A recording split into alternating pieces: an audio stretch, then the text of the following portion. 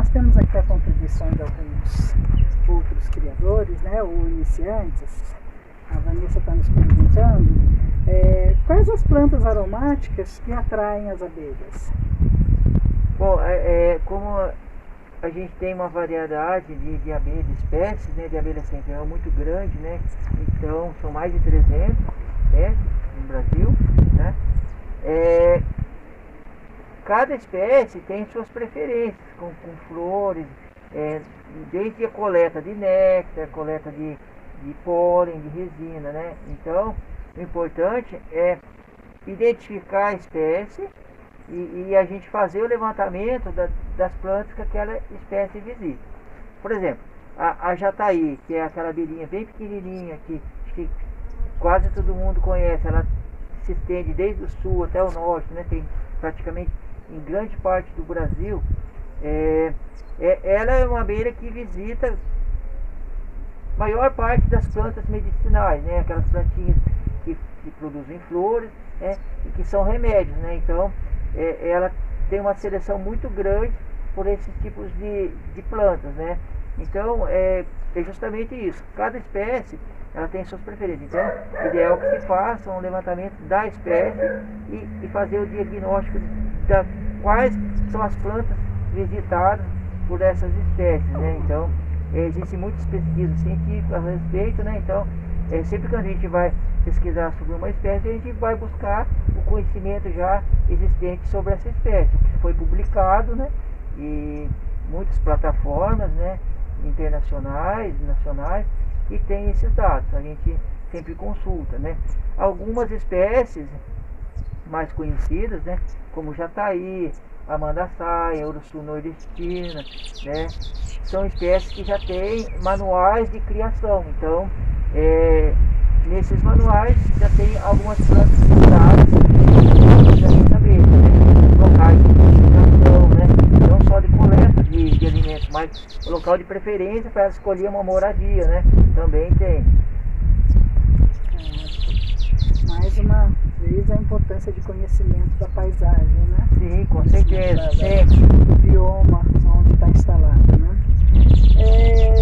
Tem uma outra pergunta aqui também da Vanessa. Ela quer saber como recuperar um enxame fraco. Então, uma colônia propriamente fraca, uma colônia. ela pode ser fraca por vários fatores, né? Um fator de alimento, né? Está com a falta de alimento, né? Então, ela deve ser tratada com um cuidado maior, uma observação maior e fornecendo gradativamente de acordo com a capacidade daquela colônia. Se ela está fraca, normalmente de alimento, ela também já teve uma deficiência de abelhas, né? Ela produziu menos filhas, né? Tem menos abelhas para nascer, então é um decréscimo gradativo. Isso aí vai, conforme está faltando, elas vão diminuir na família. Tem mais boca para comer, não vai dar, então vamos diminuir a quantidade de filhos aqui, então vai diminuir, né? Então, primeiramente, ele entra com alimentação complementar, né? Uma alimentação artificial, e depois, se for a necessidade da colônia, está entrando com material genético, né? Discos de crias ou até mesmo introdução de abelhas adultas. Só que para isso existem algumas técnicas, já é uma técnica mais avançada, não é para um iniciante estar fazendo isso. Ele pode estar colocando em risco mais ainda a colônia, né, numa introdução de abelhas de outra colônia, né? Então, são alguns procedimentos de técnicas avançadas, né, para esse tipo de manejo. Mas um disco de cria pode ser colocado lá, vai estar nascendo mais abelhas, aumentando a população. Consequentemente, se aumenta a alimentação também, aquele enxame aquela colônia, ela vai se desenvolvendo para aumentar o volume. Esse disco de cria, ele poderia ser retirado de uma outra colônia, introduzido Sim, da mesma colônia, da mesma espécie, né? Um disco de cria da mesma espécie, uma colônia que está muito bem, tira parte do material genético dela, vai introduzir em outra, para equalizar as colônias. Seria como se eu pegasse uma parte desta, Tem um nome específico, sabe? É um módulo, né? Um módulo desse, Mas introduzir esse não módulo. necessariamente o módulo inteiro, né? Seria um trabalho mais minucioso de uma coleta de disco de abelha já no estágio nascente, né? Porque a deficiência lá, se for abelhas, ela precisa de disco nascente. Não adianta colocar um disco de cria que seja de larva, que vai demorar mais de um mês para nascer. Então, tem que atender aquele momento, né? Isso aí já faz parte dos conhecimentos básicos, né? Para tentar identificar o problema lá. Para aproveitar esse momento agora, você falou um pouco de alimentação artificial, e é interessante assim, tentar esclarecer melhor. A alimentação artificial ela pode ser individual e pode ser coletiva. Como funciona isso? Você falou a individual é quando a gente abre a colônia, né? Abre a colônia e vai ver como é que está os estoques de alimento, né? Se eles estiverem em baixa, pode ser servido dentro de um copinho, com palito ou uma tela, dentro da colônia. Uma coletiva é quando se tem muitas colônias, né?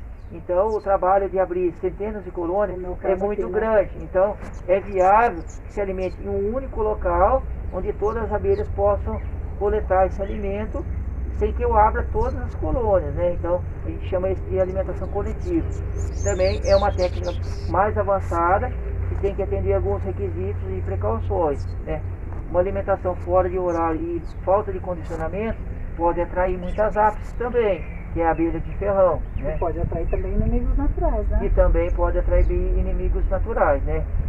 Aliás, qualquer derramamento de alimento no chão ele já serve como isca para inimigos naturais, principalmente formigas. Então, no caso do alimento coletivo, tem um horário específico e é monitorado pelo criador. Sim, a alimentação coletiva ela é calculada uma quantidade para cada colônia mínima para a subsistência, não é para ela ficar fazendo estoque lá dentro. Então, se calcula uma média por colônia, né?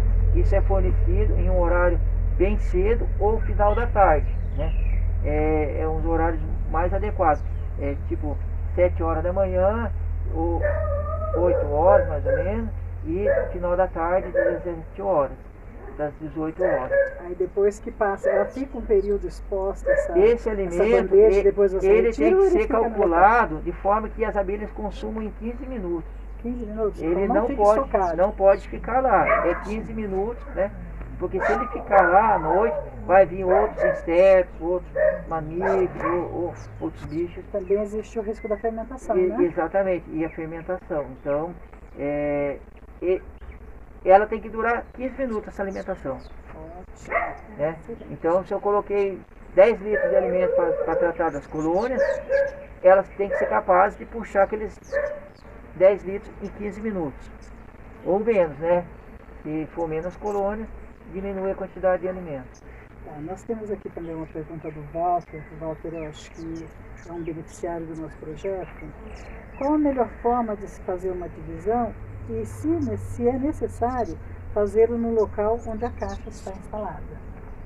Uma contribuição do Walter, se não me engano, é o Walter Ferrarese. Isso, a multiplicação de colônias, né?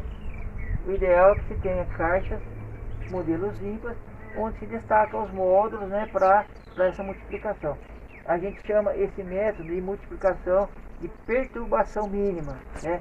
A gente não precisa colocar a mão no material genético da abelha, em pote de alimento, nada. Basta deslocar os módulos e transferir para outras partes novas e vai formar uma segunda colônia, a colônia filha, né? Então, isso é muito rápido, é coisa de minuto, a gente faz uma multiplicação de uma colônia instalada em caixas padronizadas desse tipo. E essa multiplicação, normalmente a gente pode arrumar uma mesinha, coloca uma mesinha aqui na frente, traz a colônia para cima da mesinha, com as partes das caixas novas e material necessário, né? Faz a multiplicação aqui, pega a caixa que vai ser a filha e vai ficar no local anterior. A caixa mãe vai para um outro local. Ela não deve ficar muito próxima aqui. Ideal que ela fique afastada em outro local. Se for abrigos individuais, ela deve ficar a uns 20 metros de distância. num coletivo igual a esse, eu posso simplesmente pegar a caixa mãe que estava aqui, que foi multiplicada, e levar ela para o outro lado, oposto. Quanto tempo essa caixa filha vai se estabilizar, se estabelecer, se fortalecer? Depois de multiplicar? Bom, em questão de 14 a 21 dias, já é para estar existindo uma nova rainha fazendo postura ali dentro, né? Isso é só o início, né? Até que nasça as primeiras abelhas, vai levar mais quase 2 meses, né? Então, o ciclo de vida, o ciclo de metamorfose da mandaçaia está entre 38 e 42 dias. Isso varia de espécie para espécie, cada espécie tem uma diferença aí. Também pode variar de acordo com as temperaturas, né? As estações do ano. Estações mais frias demoram um pouquinho mais, por isso que dá essa variação de 38 a 42. Né? Então, verão é mais rápido, primavera. Qual que é o ciclo de vida? E para que estabilize, deixa eu concluir aqui, e para que uma colônia dessa estabilize e se torne uma matriz, ideal que se leve pelo menos 6 meses, 5 a 6 meses após a multiplicação. Né? Então a colônia filha, para ela poderá ser multiplicada depois de uns 6 meses. Aí ela já se estabilizou. Ótimo. Né? Qual o ciclo de vida da abelha nativa sem ferrão? Uma média, assim? A média está entre espécie, né? 55, 56 dias também. Né? Mas isso aí está bastante relativo ao esforço físico que essa abelha faz. Então, quanto mais longe ela tiver que voar, mais esforço físico ela sofrer e menos alimento ela conseguir nesses voos, ela tem um desgaste maior e vai fazer com que diminua esse tempo. Né? Se ela tem uma fonte próxima da onde ela está instalada, ela tem um esforço físico menor, né? Porque ela coleta o néctar, o pólen, né? Principalmente o néctar, ela carrega para dentro da colônia, ela enzima esse néctar para depois sair e coletar novamente. Por isso a importância de fortalecer a flora no entorno local, do exatamente. Né? Daí ela vai ter menos essencial, né? E menos risco, né? Porque como comparar uma outra produção, né? Por exemplo, eu tenho que carregar um saco de cimento a 100 metros, né? E se eu tiver que carregar 10 sacos de cimento a 100 metros e eu tiver que carregar ele a 50 metros, eu carrego ele na metade do tempo, né? Então, para a abelha é a mesma coisa.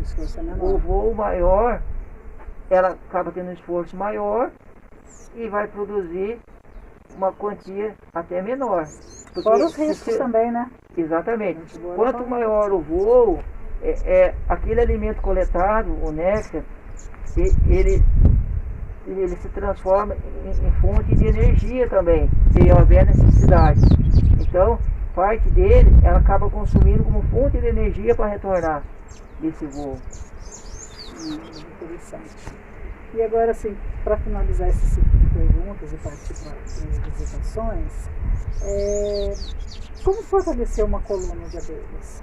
Bom, a colônia enfraqueceu, houve algum problema, falta de alimento, né? Diminuiu a quantidade de abelha, né? Então a gente vai fortalecer através da introdução de material genético, seria o disco de cria, já com as abelhas emergentes, nascendo. Então é uma forma de fortalecimento da colônia para que ela aumente a população, né? E isso deve acompanhar o fortalecimento de alimentação também, né? Que eu acabei de falar na pergunta anterior aí. Essa alimentação é gradativa, conforme mais boca tem dentro da colônia, mais alimento ela consome. Se ela estava com uma deficiência de abelhas, certamente estava com deficiência de alimento. Então, isso tem que ser acompanhado e está fornecendo esse alimento artificial também. Ou um próprio mel de outra colônia também, né? A gente está falando artificial, né? Mas nada mais do que o próprio alimento, desde que seja de outra colônia, né? Muito obrigada. Ok? Eu que agradeço.